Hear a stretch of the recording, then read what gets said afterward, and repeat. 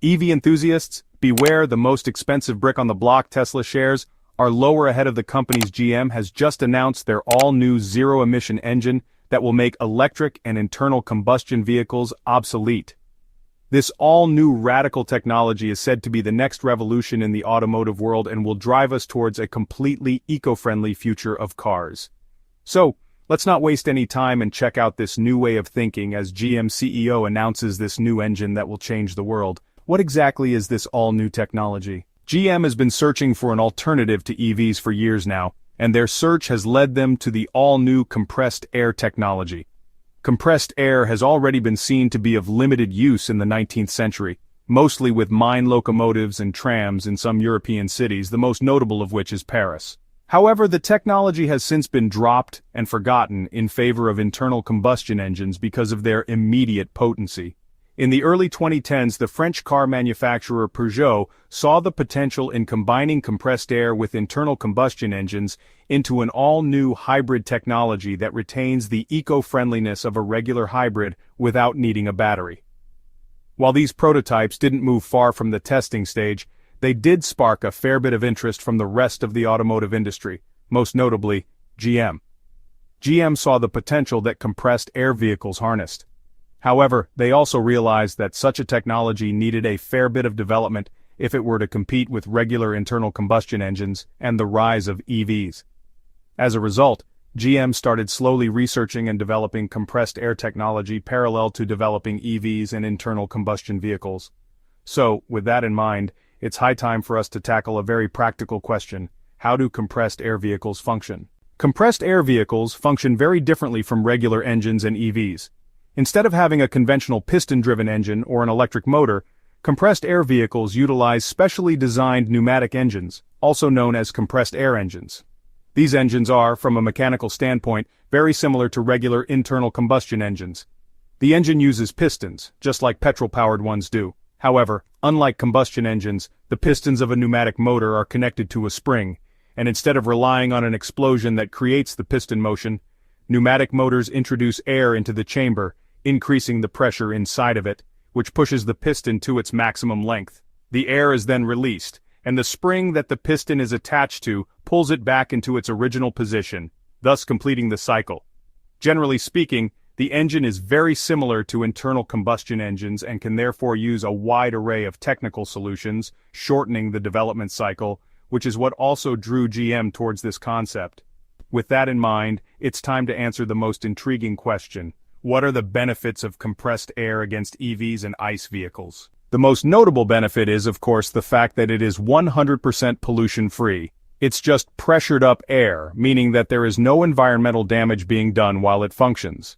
As a result, compressed air engines solve one of the biggest issues regular combustion engines have, and that is direct pollution of the environment. Compressed air engines also beat out EVs in this regard, as making a compressed air engine is far cheaper and requires no rare earth materials, much unlike batteries or electric motors.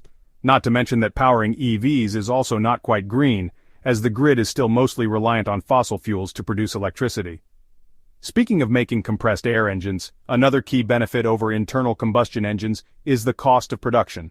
Since compressed air engines endure considerably lower pressures than gasoline or diesel engines, producing them means that there will be a lesser need for strong and hardened steel or metal. This makes them both more economically viable as well as more eco-friendly to produce in larger quantities. And while the differences might not be as substantial as compared to EVs, they're still there.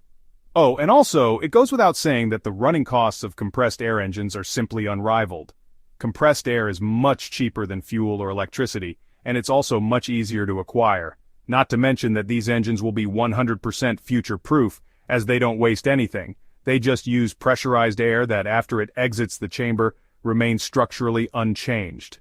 However, as potent as they sound, compressed air engines have a few drawbacks that keep them from being developed and used on a wider scale. Are there any drawbacks to this technology? Unfortunately, there are a few glaring issues that arise from using compressed air engines, which made them quite situational and even borderline useless in the past. The first problem is the fact that compressed air engines are extremely underpowered.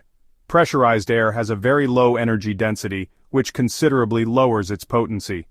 Plus, due to them having light components and them not producing high amounts of pressure, the torque of such engines is extremely lackluster, which makes them much less usable in the real world.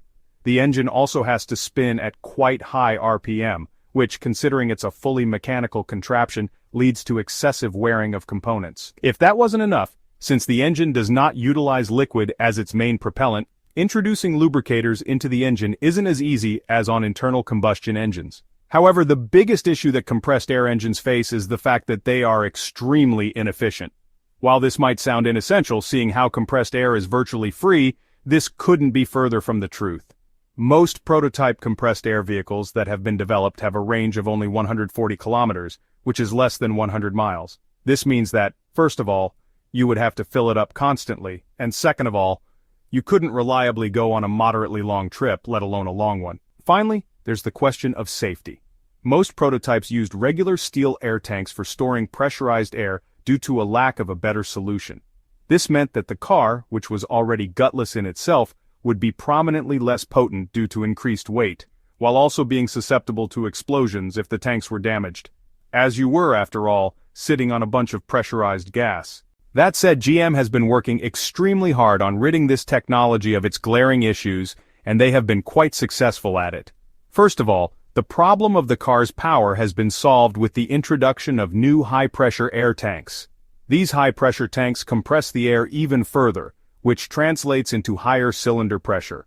As a result, GM's new compressed air prototype achieves performance figures that are pretty comparable to regular gasoline engines. Sure, the torque isn't quite there yet, however, they're still powerful enough for a normal commuter vehicle.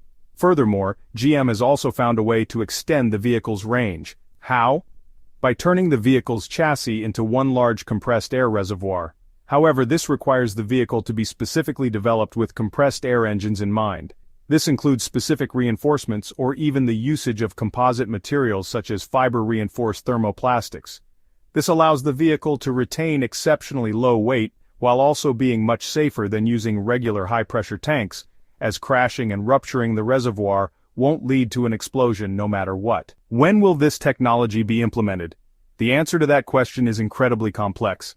However, there is a very solid possibility of these engines entering mass production in the next few years.